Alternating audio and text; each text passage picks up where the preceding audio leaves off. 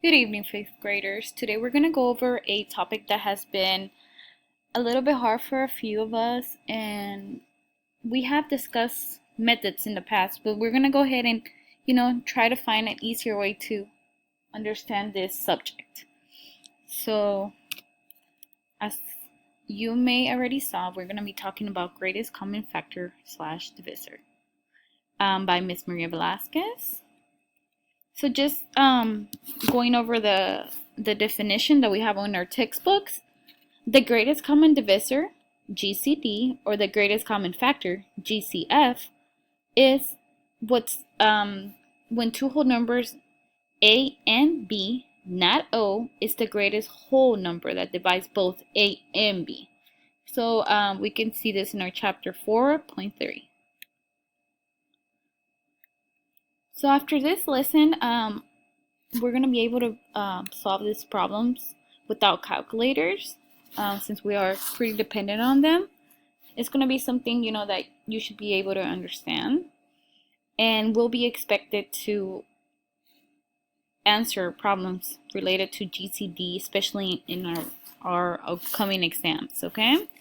A few vocab words that we have talked in the past or seen before will be greatest common divisor, which is the topic of this lesson. And just, I'm going to name a few methods that we already discussed and went over in class. So we have, as you guys remember, Color-Rod's method, the intersection of said method, the prime factorization method, calculator method, Euclidean algorithmic method. So as we already saw how to kind of work with these, we're going to just kind of simplify it, okay? We're going to look at each number and just kind of, solve it and, make it easier for everybody. Although these methods are great, we're just going to go ahead and simplify everything. So whenever we take tests or we work on stuff, it's going to be much simpler, okay? So we're going to go ahead and work on a few examples. So the first problem, we want to see what's the greatest common factor of 24 and 36. So our first step is going to be to list each factor, okay? So go ahead and write this down on your paper and follow along, okay? So we have 24, right? Then we have 36. So what we're going to do, we're going to go ahead and start with 24. So 24 divided into 1 is 24. So if we divide 24 into 2, it will be divided in 12 pieces. If we divide 24 into 3, it's going to be divided in 8 pieces. If we divide it in 4, it's going to be divided into 6 pieces. So we're going to go ahead and do the same thing for 36. So we're dividing the number, okay? So we're dividing 36 by 1. How many times can 36 go into 1? That's right, 36 times. How many times can 36 go into 2? Correct, 18 times. How many times can 36 go into the number 3? That'll be 12. How many times can the number 4 go into 36? That's 9. Okay, so after we have listed them, we're going to go ahead and circle the common factors. So on the 24, we have 1. On the 36, we have 1. So we can go ahead and circle those because they're common. On 24, we have a 2. On 36, we have a 2. So we're going to go ahead and circle those because they're common. On 24, we have a 3. And on 36, we also have a 3. So we're going to go ahead and circle them because they're common. They're, we're dividing 3 into 24. We're dividing 36 into 3. Go ahead and move on. Number 4. It's up here. Number 4 is right here. 6 and 6. 8. Wait a minute. 8 is not here. So we're not going to be able to circle it. 12. Yep, we have a 12. So we're going to go ahead and circle it. 24. That's the last number. We don't see it here. So we're going to go ahead and move on. So the next step will be to grab the greatest common factor. So we're going to go all the way to the end. And our last number that circles 12. So we can see that the greatest common factor of 24 and 36 is 12. Simple, right? So the special math notation for this is 24, 36 equals 12. And that's all we have to figure out. So although there's various methods, this method is awfully simple. It does take a little bit of work, but if you look at it, you're seeing the whole picture. You're seeing what's going on. So this method is pretty easy. Let's go ahead and look at another example. Example number 2, find the greatest common factor of 18 and 25. So we're going to go ahead and do the same thing.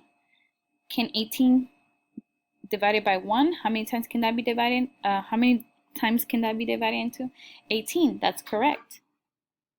2, can we divide 18 by 2? Yes, that will be 9. That will be 9 times. Can we divide 18 by 3? Yeah, we can divide it by 3 and it'll go into 6 times.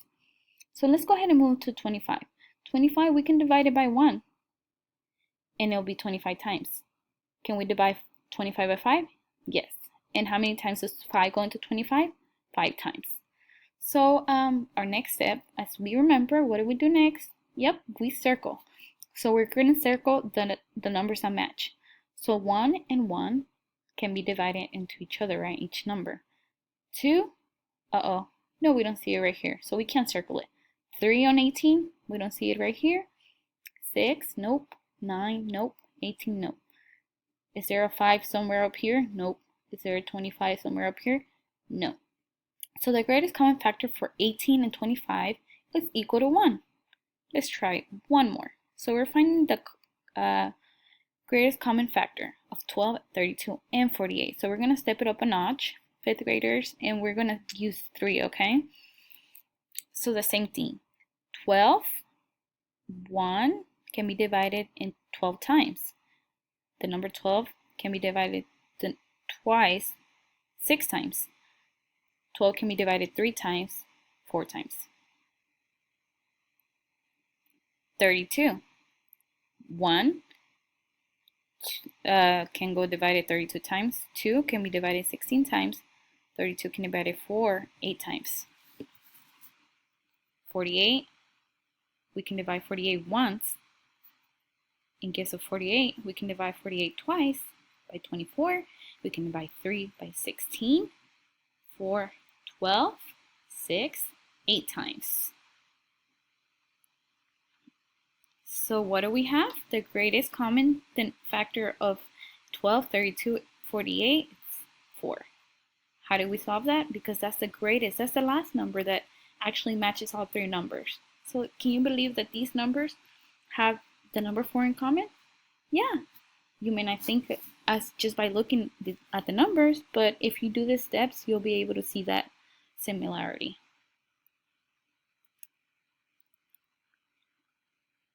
Okay, so we basically are pretty familiar with greatest common factor or divisor. So we're going to be able to, if we see any problems like this in tests, we're going to be able to figure it out by doing the circle step.